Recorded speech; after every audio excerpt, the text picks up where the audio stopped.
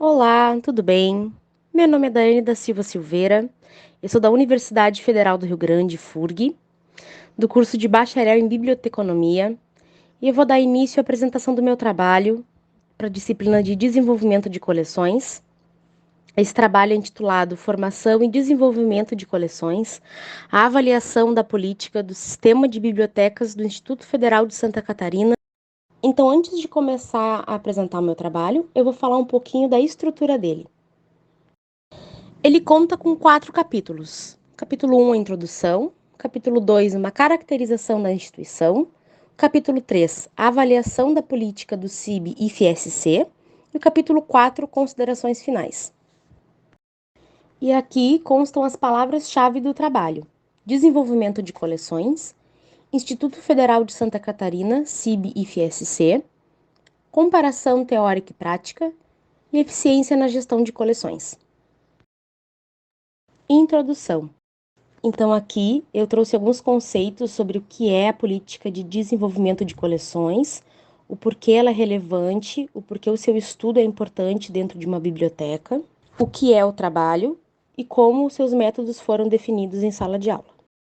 Então, a política de desenvolvimento de coleções de uma biblioteca é um passo crucial para garantir que a sua coleção atenda às necessidades da comunidade de usuários. Essa política vai definir as diretrizes para seleção, aquisição, descarte e manutenção dos materiais, promovendo a diversidade, a relevância e a qualidade das obras. Uma política bem elaborada ajuda a otimizar recursos, alinhando as escolhas de materiais com os interesses e demandas dos usuários, contribuindo assim para uma biblioteca mais eficiente e valiosa.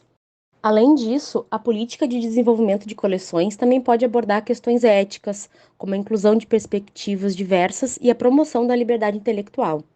A transparência nas práticas de seleção e a consideração de feedback dos usuários são elementos-chave para garantir a relevância contínua da coleção ao longo do tempo. Aqui, então, eu trouxe uma citação de Figueiredo, de 93, página 52. O que significa, resumidamente, que a presença ou descarte de materiais de uma coleção vai determinar o desenvolvimento intelectual que a biblioteca pode ou não estimular no usuário. Então, no presente trabalho, será avaliado o documento de política de desenvolvimento de coleções do Sistema de Bibliotecas Integradas do IFSC, que é o CIB e FSC. Então, o objetivo principal desse trabalho é expressar maior entendimento prático dos conteúdos teóricos ministrados em sala de aula. Para isso, foi proposto como trabalho final da disciplina que cada aluno ou grupo de alunos, conforme a nossa divisão espontânea, avaliasse uma política diferente. Então, em um sorteio feito em sala de aula, eu fiquei responsável pela avaliação dessa política. Caracterização da instituição. Nessa sessão, veremos a instituição abordada, sua estrutura e como essa política é apresentada. O Instituto Federal de Santa Catarina, IFSC, é uma instituição pública federal de ensino. Ela atua na oferta de educação profissional, científica e tecnológica, oferecendo cursos nos mais diversos níveis: qualificação profissional, educação de jovens e adultos, cursos técnicos, superiores e pós-graduação. A instituição conta com 22 campi em todo o estado. Em sua estrutura organizacional, o IFSC é caracterizado por uma organização administrativa e didático-pedagógica independente. Essa estrutura é conjugada sob forma de sistema, buscando a integração e o padrão nas ações de planejar e executar. Esse modelo possibilita a descentralização, flexibilizando e tornando possível a autonomia para os campi na operacionalização de suas ações. Então, de forma prática, apesar de existirem vários campi de uma mesma instituição e eles estarem subjugados ao mesmo planejamento e execução, eles possuem algumas autonomias dentro das decisões. Essa política de desenvolvimento do IFSC foi criada em 2016 e visa contribuir para as decisões pertinentes à constituição e evolução das coleções de todas as bibliotecas integrantes do CIB e FSC.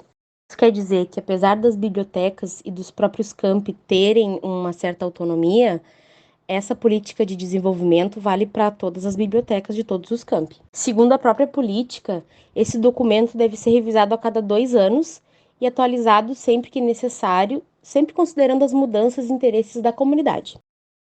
Avaliação da política. Então, para iniciar essa avaliação, eu vou começar pelos elementos introdutórios da política. Esse documento é um documento simples e objetivo. Ele conta com 33 páginas e contém o nome da reitora, coordenadora do CIB e FSC, comissão organizadora e colaboradores. Aqui a gente tem uma imagem do sumário que conta com todos os capítulos e subcapítulos que estão presentes na política. Como a gente pode observar pelo sumário, essa política conta com objetivos do documento, princípios e competências da comissão e atribuição de cada pessoa que pertence a essa comissão. Então, nesse primeiro capítulo de apresentação da política, somos apresentados a sua estrutura, como ela vai funcionar na sua continuidade. A gente consegue ter um panorama de objetivo geral, objetivos específicos, comissão permanente de desenvolvimento de coleções, o princípio da comissão e as competências da comissão. Também somos apresentados aos responsáveis e com as atribuições de cada patente, digamos assim. Então, para organizar essa avaliação, eu montei alguns quadros que comparam alguns ensinamentos ministrados em sala de aula, alguns conteúdos teóricos, com ações práticas que eu retirei de dentro da política. Então, para ficar com uma melhor visualização, eu vou deixar o quadro comparativo em tela e vou falando sobre as discussões propostas no meu trabalho. O primeiro ponto levantado na discussão é que não houve um estudo de usuário ou a consideração de usuários reais na elaboração da política. Pelo menos não teve a menção de nenhum estudo ou a consideração de usuários reais. Portanto, houve a presença na comissão de representantes dos usuários, um bibliotecário documentarista, um professor de ensino básico, técnico e tecnológico, um técnico administrativo em educação e um discente. E uma das funções de cada um desses representantes é ajudar na sugestão de material para aquisição e auxiliar o bibliotecário na seleção para aquisição e avaliação da coleção. Não houve uma caracterização ou análise da comunidade, pelo menos não houve menção disso na política, e também não houve menção de nenhuma fonte externa utilizada na análise. As metas, eu considerei que elas foram em parte indicadas, porque uma vez que na disciplina foi nos ensinado que metas são a definição clara de objetivos com a presença de prazos ou datas, teve algumas indicações de metas, mas não tiveram essa indicação de prazos ou datas. Então, uma vez que a presença desse tipo de informação está no documento, mas não completa, eu considerei que ele foi em parte realizado. Sobre um modelo específico na formação da coleção, não ficou claro se existe, não foi mencionado. Entretanto, penso que a política foi formada a partir das dimensões propostas por Figueiredo, onde foi constatado que a seleção de materiais para o CIB e FSC, nos primeiros capítulos, já aborda questões levantadas pelo autor, como objetivos gerais, descreve em parte as linhas gerais do acervo, algumas necessidades dos usuários, deveres e compromissos de funcionários e da comissão que desenvolve a política, que entraria no elemento 1 de Figueiredo, e também aborda assuntos como doação, desbastamento e avaliação de recursos eletrônicos, que entraria no elemento 3. Não só aborda, como a forma que o documento aborda é parecida com as dimensões propostas por Figueiredo. Seleção. Então, nessa política de desenvolvimento de coleções, o capítulo da seleção começa com uma definição, uma pequena frase, que vai contextualizar a seleção de coleções. Também tem critérios de seleção, seleção qualitativa, seleção quantitativa e uma lista de critérios. Instrumentos auxiliares que ajudam e norteiam o processo de seleção. E também tem mencionado alguns critérios específicos da seleção de acordo com o tipo de material a ser selecionado. Então, trazendo o quadro 2, que é o quadro comparativo referente à política de seleção de coleções, e já dando início às discussões. Sobre os responsáveis pela seleção, não tem uma equipe ou uma pessoa apontada somente como responsável, no entanto, existem os responsáveis pela política inteira, conforme apontado na página 6, da Política de Desenvolvimento de Coleções, e o mesmo ocorre com a comissão de seleção, que não é apresentado de forma específica. Então, tendo em vista a forma que a comissão foi formada, eu creio que a comissão teria um caráter deliberativo, pois esse grupo de pessoas representam a comunidade a ser servida. Não há a indicação da existência de formulário que guie a seleção de materiais. Então, se esse formulário existe na nas bibliotecas do CIB e FSC, ele não foi mencionado nem anexado na política. Já sobre sugestão dos usuários, conforme dito anteriormente, que existe a presença de pelo menos um representante de cada tipo de usuário na comissão de seleção, e uma das funções dessas pessoas é trazer sugestão dos usuários, eu creio que são levadas em conta na etapa da seleção. Nessa parte da política não há menção sobre doações, porque as doações estão em outra etapa. E campo 2.3.1, na política de desenvolvimento de coleções, trata dos critérios específicos da seleção, de acordo com o tipo de material, onde são listados esses tipos e o critério para cada um. Sobre instrumentos auxiliares, há um subcampo na política que trata somente disso, que é o subcampo 2.1.2. E sobre documentos correlatos, há uma menção sobre legislações vigentes que norteiam a seleção, como a seleção da bibliografia básica, que é definido pelo Ministério da Educação, MEC, ou então sobre a seleção quantitativa, que é instruído por uma lei nacional. Aquisição. Nesse capítulo, na política, a gente tem também a definição, uma pequena frase que contextualiza a aquisição de coleções, os critérios de aquisição, que são definidos e norteados pela seção anterior, pela seleção, diretrizes estabelecidas anteriormente, internas, externas ou legislação brasileira, e temos também a política de compras, que são definidas aqui. Esse capítulo de aquisição ele não é muito longo, porque ele já, desde o início, deixa claro que todo o processo de aquisição deve ser norteado pelos critérios estabelecidos na seção anterior, que é a seção de seleção. Então, para a aquisição acontecer, ela precisa estar em conformidade com as diretrizes, sejam internas, externas, ou no caso de legislação brasileira, que as defina, e que foram estabelecidas anteriormente. Por isso que a política ela não se repete, ela somente diz que foi estabelecido anteriormente. Então aqui somente existem as políticas que definem a forma com que as compras são feitas e como as doações, e aqui sim há a menção de doações, são realizadas e a transferência entre campi. Então, para começar a discussão, do quadro comparativo referente à construção da política de aquisição, não existe em toda a política menção sobre formulários, instrumentos auxiliares ou descrição das atividades da etapa da aquisição.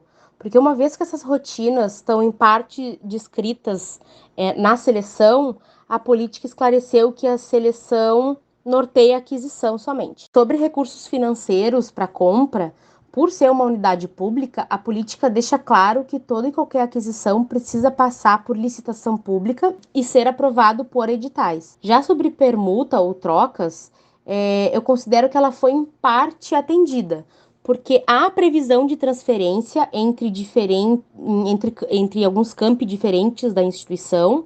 Entretanto, não tem nenhuma política para troca que permita alguma permuta entre o CIB e FSC e outras instituições de ensino. Então, não tem nenhuma política, por exemplo, que fale sobre a troca entre o IFSC e alguma universidade ou algum outro IF do Rio Grande do Sul ou IF Rio Grande. Não tem, só tem uma política de troca entre campi do próprio CIB e FSC. Existe uma política de doação, mas não tem diferenciação entre as doações solicitadas ou as doações espontâneas, de forma que todos os tipos de doação são considerados as mesmas dentro da política de desenvolvimento de coleções. Sobre os responsáveis pela aquisição, há indicação, assim como na seleção, de responsáveis por todo o processo de desenvolvimento da coleção, mas não tem especificamente alguém da aquisição. Dessa forma, não tem como a gente saber se os responsáveis pela aquisição e pela seleção é o mesmo. Creio que sejam os mesmos, até por ser um órgão público e a quantidade de funcionários, mas não tem como ter certeza. E não temos menção sobre legislação na política de aquisição. Entretanto, há sua menção na política de seleção. Sobre cooperativismo, também não há menção ou sua previsão na política. Desbastamento. Então, esse capítulo começa também com uma pequena frase que contextualiza o desbastamento, e ele é dividido em subcapítulos: remanejamento, descarte de obras, descarte de periódicos e critérios para o desbastamento. Esse capítulo contém um quadro, é o primeiro quadro que a gente tem na política, que foi anexado no trabalho completo como anexo A e trata dos critérios de avaliação de periódicos.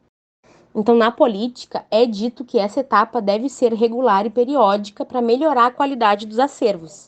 Depois do subcapítulo de remanejamento, que é quando a gente retira a obra para outro setor da unidade, e o de descarte, que é quando é retirado em definitivo a obra do acervo, a gente tem a periodicidade de avaliação por descarte de periódicos, que nessa política tem uma diferença entre o descarte de periódicos e o de outras obras. Iniciando sobre as discussões, né, do quadro 4, que é o quadro comparativo referente à construção da política de desbastamento de coleções, podemos notar que há um capítulo para o descarte e para o remanejamento, mas não tem nenhuma menção em toda a política sobre preservação do acervo. Então, eu penso que por ser uma instituição pública, pode não haver equipe ou recursos suficientes para que a preservação seja prevista ou, de repente, ela nem é feita. A política de desbastamento segue o mesmo padrão das demais políticas, não prevendo um único responsável, mas sim dando um panorama geral das responsabilidades no início da política. Tanto os critérios de desbastamento quanto os de remanejamento são definidos no início de cada subcapítulo. Já o modelo de critérios a serem seguidos não é revelado, mas eu penso que eles são parecidos com os critérios de Maciel e Mendonça, onde são definidos um tempo de permanência do item sem ser consultado, entre outras questões que eles mencionaram. A meia-vida e a idade média do item, eles não são comentados na política, então eu creio que eles não são levados em conta quando a gente vai fazer o desbastamento das coleções. Já sobre as leis e diretrizes federais, não há nenhuma citação clara sobre isso na política. Entretanto, existem várias citações sobre a Comissão de Baixa de Patrimônio, o que para mim justifica a não menção das leis federais, uma vez que pode ser que exista outro setor que norteie esse assunto. Avaliação de coleções. Aqui a política também começa com uma pequena frase que contextualiza a avaliação. Ele é realizado com periodicidade a cada 2 anos. A avaliação é feita de forma individual, então cada biblioteca realiza sua avaliação de acordo com a sua própria realidade. E existem alguns critérios agrupados em blocos da avaliação de coleções e a avaliação de periódicos, que foi anexado como anexo B e C no trabalho completo. Então, na política, fica claro que todas as unidades que pertencem ao CIB e FSC devem realizar a avaliação do acervo de forma separada. Os quadros que são apresentados aqui, que são os critérios agrupados em bloco, ele separa por diretrizes. Então, agrupar C, e aí tem uma série de diretrizes que vão nortear o agrupamento. E depois a gente tem um quadro de critério de periódicos, né? Porque essa política faz essa diferenciação entre outros materiais e periódicos. Então, iniciando as discussões do quadro 5, o quadro comparativo referente à construção da política de avaliação do acervo, a gente começa com a abordagem centrada na coleção ou centrada no uso, não está claro. No entanto, creio que há uma mistura das duas abordagens, porque apesar de haver um olhar sobre os padrões de coleção, também há um estudo de uso interno, e a opinião dos usuários também é levada em conta. Então, os quadros disponibilizados são de caráter geral e não específico ou elaborado por uma única unidade. Não existe uma menção na política de existir comparações estatísticas entre as unidades do CIB e FSC, até para que haja cooperação de troca ou empréstimo entre as unidades dos campi, né? O que seria interessante para diminuir as disparidades entre as várias coleções de cada unidade. Mas eu creio que seria interessante uma comparação estatística, porque como as bibliotecas fazem essa avaliação de forma separada e como não tem nada que mencione na política, de repente eles nem cruzam esses dados. Não tem nenhuma menção no documento que afirme que há uma escala de avaliação. Entretanto, conforme citado em outras partes desse trabalho, existe uma avaliação quantitativa por parte dos usuários, que não consta como ou quais perguntas são direcionadas a eles para que essa avaliação seja realizada. Então, para mim, ficou um pouco confuso em como essa avaliação é feita com relação aos usuários. Inventário e revisão da política. Então, esses são 2 capítulos separados na política, mas que eu vou fazer um comentário único para os dois, né? Eles são muito importantes dentro da política porque eles vão contextualizar os processos que a gente viu até então. No capítulo de inventário, tem uma definição do que é o inventário e as diretrizes para a realização. Na revisão da política, vai ter também uma definição do que é a revisão e as diretrizes para que ela aconteça. Então, esses 2 capítulos da política, eles foram um pouquinho suprimidos no meu trabalho por conta de não terem tido tanto destaque em sala de aula ou já terem sido incorporados a outras partes teóricas do que aprendemos, né? Então, na disciplina, há uma aula sobre preservação, a gente teve uma aula específica sobre preservação e um capítulo específico sobre preservação, mas como não tem nenhuma menção sobre isso na política, eu não me incorporei no trabalho porque não há o que ser falado, não tem como a gente comparar. Considerações finais. Então, aqui eu vou concluir o trabalho e expressar um pouquinho sobre tudo que eu vi, as considerações do que eu consegui entender ao longo do trabalho. Então, ao avaliar a política em comparação com as aulas ministradas na disciplina de desenvolvimento de coleções, eu consegui notar diferenças significativas. Por exemplo, a falta de algumas informações, como a preservação do acervo, a indicação de responsabilidades em cada etapa, e eu também notei que outras coisas foram mencionadas na política que não foram mencionadas, pelo menos não com tanto destaque, nas aulas, como o inventário, que recebeu um capítulo especial, e a revisão, que nas aulas teóricas é tratado como parte integrante de outras etapas, como a avaliação do acervo, por exemplo. Entretanto, como se trata de uma política prática que pertence a uma instituição federal e, portanto, ela é pública, entende-se que o motivo de algumas alterações é na forma como a política se apresenta. Por exemplo, setores de comitê de baixa de patrimônio, setor econômico, nos processos de aquisição, eles são responsáveis por algumas partes que estão faltando de critérios ou de processos citados na disciplina.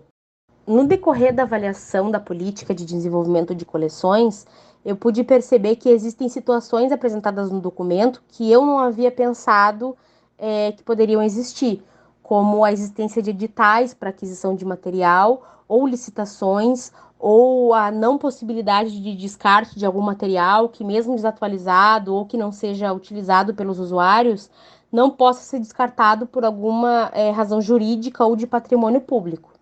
Então, o objetivo do trabalho, ele foi atendido, porque eu consegui notar, ao decorrer dele, que as unidades de informação não são iguais, os seus objetivos, prioridade e cultura também não são iguais, e é bem diferente quando a gente avalia algo teórico e parte para a prática, porque a gente vai ver situações que na parte teórica não pensamos, ou não foram pensadas daquela forma, ou foram pensadas diferente. Essas são as referências bibliográficas que eu usei no meu trabalho.